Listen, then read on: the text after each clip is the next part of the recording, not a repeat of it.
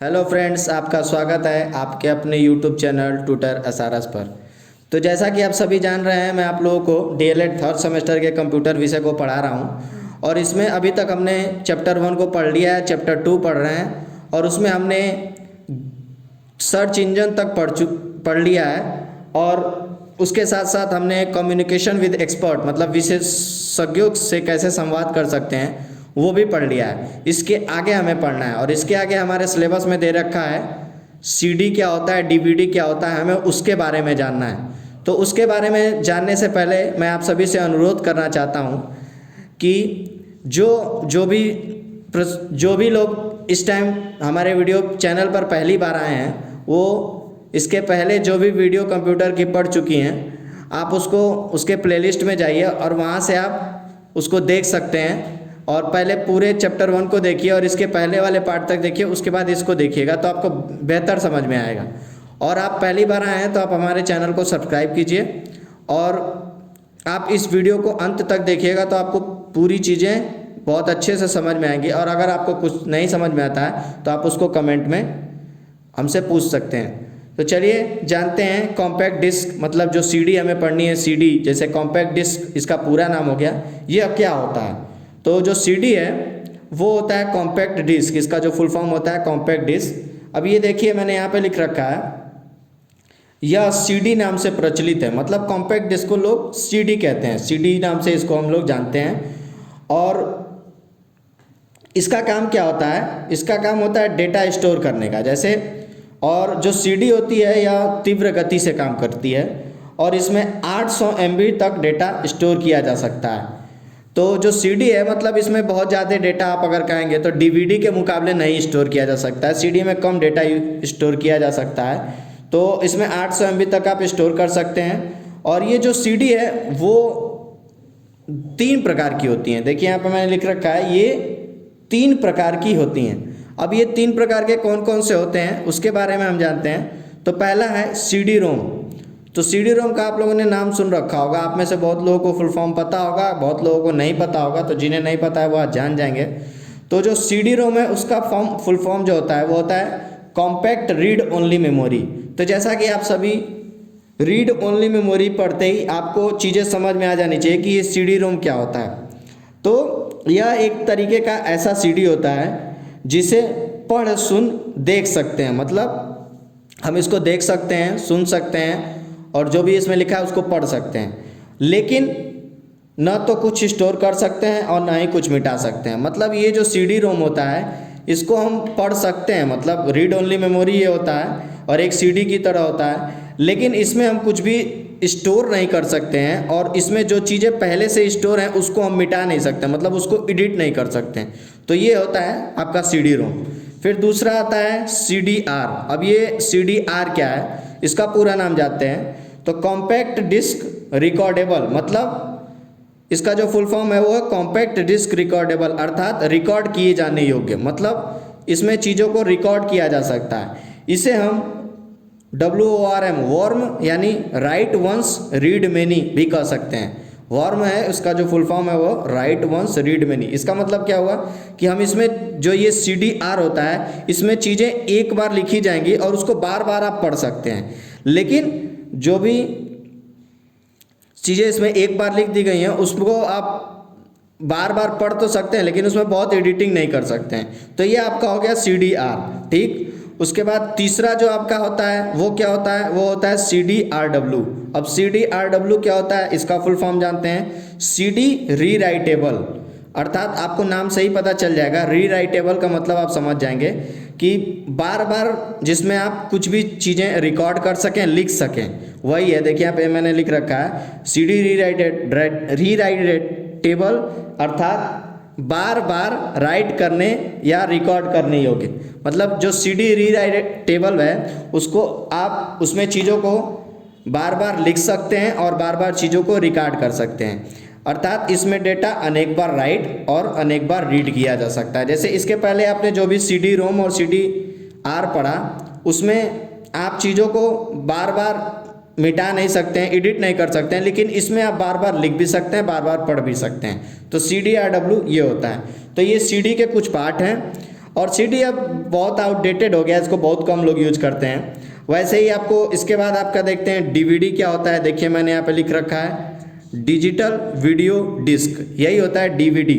तो जैसे CD और DVD इन दोनों का भी बहुत कम यूज किया जाता है। अब DVD क्या है देखिए, इसको जानते हैं। तो देखिए मैंने यहाँ पे लिख रखा है, इसको डिजिटल वीडियो डिस्क तो आप हमेशा कहते नहीं होंगे, तो इसको हम DVD के नाम से भी जानते हैं। अब DVD क्या होता है, DVD CD के जैसा ही होता है। देखिए मैंने यहाँ पे लिख रखा है आपको, DVD CD के जैसे ही होती है। इसमें अंतर यही होता है कि DVD में जितनी मतलब DVD में आप ज़्यादा डेटा स्टोर कर सकते हैं CD के मुकाबले। इसमें यही मैंने यहाँ पे लिख रखा है कि CD में बहुत कम डेटा आप स्टोर कर सकते हैं और DVD में आप बहुत ज़्यादा डेटा स्टोर कर सकते हैं। मतलब जो DVD है इसमें मैंने देखिए यहाँ पे लिखा है DVD CD की तुलना में 7 गुना ज़्यादा डेटा रख सकता है। मतलब जो DVD है डिजिटल वीडियो डिस्क, और डिस्क की स्पेलिंग यहाँ पे आप लोग देख लीजिएगा, DISK नहीं है, DISC है जो ये डिस्क होता है।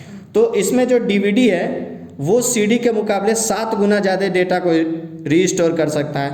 अब वो कैसे स्टोर कर सकता है, वो स्टोर ऐसे कर सकता है कि जो DVD का पार्ट है उसका जो दोनों सरफेस होता है, आपने देख रखा होगा कि गोल सी एक CD DVD आप जो कहते हैं वो होगा, तो उसका जो दोनों एरिया है वो उन दोनों एरिया पे डेटा को स्टोर कर सकता है। जो CD है वो सिर्फ एक एरिया पे स्टोर कर सकता है। DVD आपने देख रखा होगा, मोटा सा पूरा एक आता था DVD कैसेट करके, पुराने टाइम में यूज होता था। अब बहुत कम लोग इसको देखते हैं, पहले के टाइम में ज़्यादा यूज होता था। CD तो आपने ऐसे गोल सा देख रखा होगा, DVD जो है वो बड़ा सा एक पूरा स्क्वायर रेक्टेंगल में कह सकते हैं आता था, और उसमें आपका स्टोर होता था डेटा।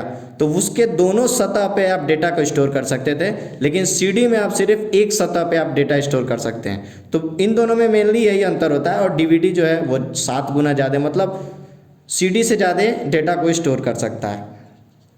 और इसकी जैसे ही आप जानते हैं कि जब डेटा को ज़्यादा स्टोर करेगा तो इसकी जो स्टोरेज क्षमता है वो अपने आप बढ़ जाती है। अब यह जो है यह भी 3 प्रकार का होता है। देखिए मैंने यहाँ पे लिख रखा है कि यह भी 3 प्रकार का होता है, DVD ROM, DVD-R, DVD-RW।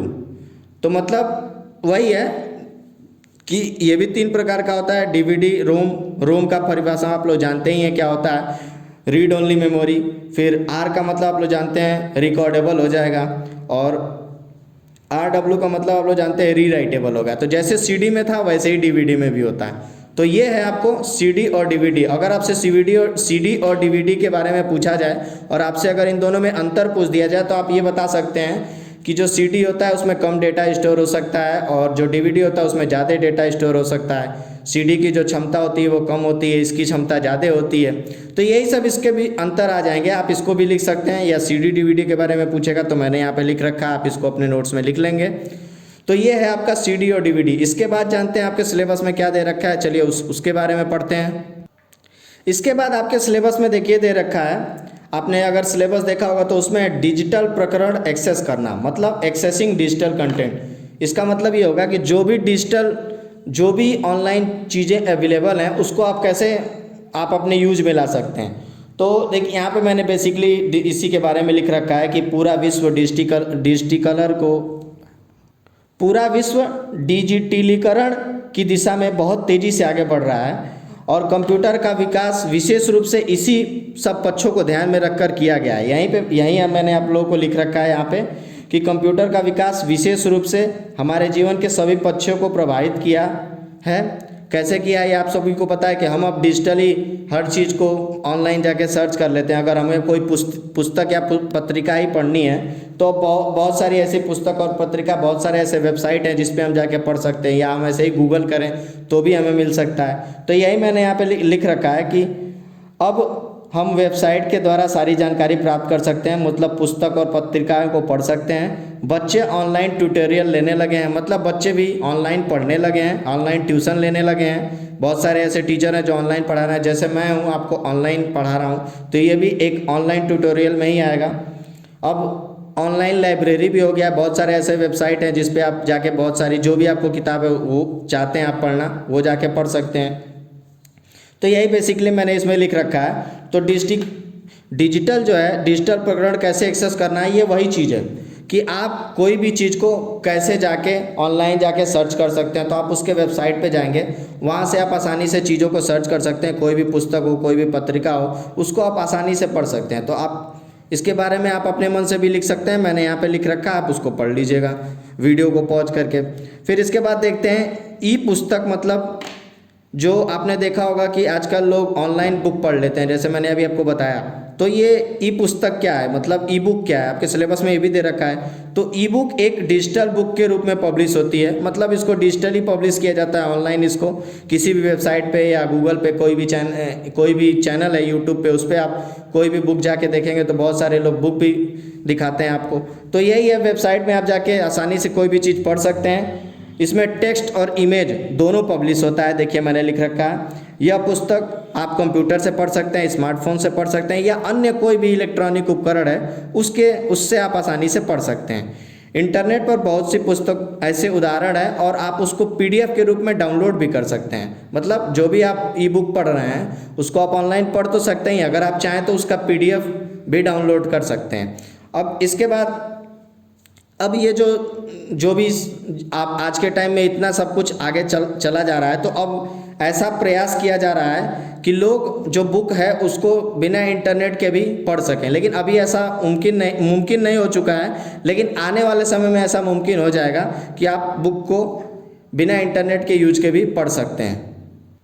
इसके बाद आपके सिलेबस में दे रखा है, और आज हम आपके इस दूसरे चैप्टर को ख़त्म कर लेंगे, ऐसी उम्मीद है। तो देखिए यहाँ पे लिख रखा है कि ई ट्यूटोरियल तथा ट्रेनिंग वीडियो आपके सिलेबस में दे रखा है। ये क्या होता है, तो इसके बारे में जानते हैं। इस प्रक्रिया में बच्चों को छोटे छोटे समूहों में रखकर शैक्षिक पठन पाठन कराया जाता है। मतलब जो ई ट्यूटोरियल है या ट्रेनिंग वीडियो है, इसमें छोटे छोटे समूह बनाए जाते हैं और उसमें बच्चों को पढ़ाया जाता है। ट्यूटोरियल शिक्षण प्रक्रिया में शिक्षण कार्य को अनेक विशेष योग्यता प्राप्त शिक्षकों के समूह से करवाया जाता है। मतलब जो ई ट्यूटोरियल चलता है, ऑनलाइन पढ़ाया जाता है, वो जो भी विषय जो पढ़ाता है टीचर, वो उसका विशेषज्ञ होता है, उसको उसके बारे में लगभग चीज़ें पता होती है। कोई भी किसी चीज़ में परफेक्ट तो नहीं होता, लेकिन उसको जहाँ तक हर चीज़ें पता होती हैं, उस शिक्षक से बच्चों को पढ़ाया जाता है एक ग्रुप बनाकर। उसमें ट्यूटोरियल शिक्षण की व्यवस्था वीडियो ऑडियो किसी भी रूप में कंप्यूटर के द्वारा की जा सकती है। अब या तो वो एक ऑडियो, या तो जैसे आप वीडियो देख रहे हैं जो मैं आपको पढ़ा रहा हूँ, इसमें मैंने आपको चीज़ों के बारे में लिख दिया और उसको मैं समझा रहा हूँ। तो या तो ऐसे भी हो सकता है, या कुछ चीज़ें आप जो देख रहे होंगे मैं इसमें लिखा नहीं हूँ फिर भी आपको समझा रहा हूँ, वो ऑडियो में आ जाएगा। तो उस तरीके का है कि ऑडियो वीडियो किसी भी तरीके से आपको पढ़ाया जा सकता है। ई ट्यूटोरियल में ऐसा वातावरण रहता है कि बच्चे अपनी स्वेच्छा से जब चाहें तब जुड़ सकते हैं और शिक्षा ग्रहण कर सकते हैं। मतलब ये वीडियो, इसी वीडियो का आप एग्जांपल लें तो ये वीडियो है, आप जब चाहें तब इसको आप ओपन करेंगे और आप चीज़ों को पढ़ सकते हैं। तो ये है एक ई ट्यूटोरियल, मतलब ऑनलाइन आप कैसे पढ़ रहे हैं, ऑनलाइन प्लेटफॉर्म पे आपको कैसे चीज़ें पढ़ाई जा रही हैं। तो आप अपनी स्वेच्छा से जब आपको इच्छा हो, जब आपके पास समय हो, तब आप इसको पढ़ सकते हैं। ई ट्यूटोरियल के द्वारा बच्चे अपनी रुचि, ज़रूरत या योग्यता के आधार पर विभिन्न वर्गों से जुड़ सकते हैं। तो मतलब ये है कि बच्चों को जो चीज़ जो उनकी ज़रूरत होगी या जिसमें उनकी रुचि होगी, जो वो सीखना चाहते होंगे, उसको वो आसानी से उस वर्ग के साथ जुड़ेंगे और अपने जो भी उनको जानना रहेगा, जो भी उनको पढ़ना रहेगा, वो उसको पढ़ लेंगे। तो यही आपका ई ट्यूटोरियल में आता है। ट्रेनिंग वीडियो क्या होती है, अब ये भी जान लेते हैं। ट्रेनिंग वीडियो भी आपके सिलेबस में दे रखा है। ट्रेनिंग वीडियो होता है ई लर्निंग में वीडियो सबसे लोकप्रिय साधन। मतलब जो ट्रेनिंग वीडियो आप इसको कहें तो इससे अच्छा आप ये जान लेंगे कि आप जब डिजिटली कुछ सीखते हैं तो उसमें आपको भी पता है कि वीडियो से आप ज़्यादा अच्छे से सीख सकते हैं। ऑडियो में आप थोड़ा कम रुचि लेंगे, लेकिन वीडियो रहेगा, आपको कुछ चीज़ें दिखाई जाएंगी, कुछ चीज़ें लिखी रहेंगी, तो आप उसको आसानी से सीख सकते हैं। तो वही ट्रेनिंग वीडियो में आता है। ऑनलाइन शिक्षण में बच्चे अपने पाठ्यक्रम पर आधारित वीडियो की मांग करते हैं। मतलब जो भी बच्चे हैं उनको जो भी अपना सिलेबस है वो चाहते हैं कि वो उनको वीडियो के रूप में मिले, उसमें कुछ लिखा हुआ हो या कोई चित्र आ रहा हो जिसको वो आसानी से देखें और समझें। तो ये आता है सब ट्रेनिंग वीडियो में। और यह वीडियो कंप्यूटर, टैबलेट, स्मार्टफोन पर अच्छे तरीके से चल सकता है। मतलब ये आपके कंप्यूटर पे चल सकता है, ये आपके टैबलेट में चल सकता है, आपके स्मार्टफोन में चल सकता है, ये हर जगह ईजिली खुल सकता है, आप इसको आसानी से देख सकते हैं। अब ऐसा है कि जैसे आप मान लीजिए जो भी ट्रेनिंग वीडियो है उसके लिए बहुत सारे प्रमुख वेबसाइट भी बनी हुई हैं। अगर आप चाहें तो उस वेबसाइट पे जाके चीज़ों को पढ़ सकते हैं। तो कैसे पढ़ सकते हैं, जैसे यहाँ पे लिख रखा है, देखिए मैंने कुछ ऐसी साइट है जहाँ पे वीडियो अवेलेबल है, उसको मैंने यहाँ पे दे रखा है coursa.org। आप इस पे जाएंगे तो इस पे आपको बहुत सारी ट्रेनिंग वीडियो मिल जाएगी। eonda.com ये भी एक वेबसाइट है, eonda.com। आप इस पे भी जाएंगे तो आपको बहुत सारी ट्रेनिंग वीडियो मिल जाएंगी। तो यही बहुत सारे ऐसे और सारे वेबसाइट हैं, जैसे यूट्यूब हो गया, आप उस पे जाएंगे तो यूट्यूब पे भी आप जाएंगे तो आपको वहाँ पे भी बहुत सारे वीडियो मिल जाएंगे, जिसके द्वारा आप चीज़ों को सीख सकते हैं, अपने ट्रेनिंग को कर सकते हैं। और वहाँ से आप चीज़ों को सीखने के बाद आप चाहें तो वीडियो को डाउनलोड भी कर सकते हैं, अपने पास सेव कर सकते हैं और बार बार पढ़ के आप चीज़ों को आसानी से समझ सकते हैं। तो यही है ई ट्यूटोरियल और ट्रेनिंग वीडियो। तो ये आपका जो टॉपिक है, आपका जो दूसरा चैप्टर है, वो अब यही आपका उसमें आखिरी टॉपिक है, ई ट्यूटोरियल और ट्रेनिंग वीडियो। तो इसमें आप यूट्यूब की भी सहायता से कैसे पढ़ सकते हैं, ये भी चीज़ है। तो मैंने आपको बता दिया कि यूट्यूब पे आप जाएंगे, वहाँ से आप वीडियो को आसानी से डाउनलोड कर सकते हैं या ऑनलाइन पढ़ सकते हैं, अपने दोस्तों के साथ उसको शेयर भी कर सकते हैं। तो ये है आपका ई ट्यूटोरियल और ट्रेनिंग वीडियो। तो अब जो आपका है दूसरा चैप्टर, वो समाप्त हो चुका है। दूसरे चैप्टर में इसके सिवा कुछ भी ऐसा नहीं है जो मैंने मुझसे छूटा हो मेरी जानकारी में। अगर कुछ छूटा हो तो आप उसको कमेंट बॉक्स में मेंशन कर सकते हैं, आप मुझे बता सकते हैं, मैं उसके बारे में भी आपको बता दूंगा और पढ़ा दूंगा। तो इसके बाद हम अगली वीडियो में जो है वो तीसरे चैप्टर के बारे में, जो आपका अपना यूनिट 3 है, उसके बारे में जानेंगे। और ये यहाँ पे आपका यूनिट 2 कंप्लीट हो गया है। तो अगर आपको ये वीडियो अच्छा लगा हो तो आप इसको लाइक करें, अपने दोस्तों के साथ शेयर करें और उन्हें बताएं कि हमारे यहाँ डीएलएड में कंप्यूटर जो विषय है, जिसमें बच्चों का बैक आता है, वो पढ़ाया जा रहा है। और आप उसको उनसे भी शेयर करें ताकि वो भी पढ़ के अपने एग्ज़ाम को अच्छे से पास कर सकें। बहुत बहुत धन्यवाद।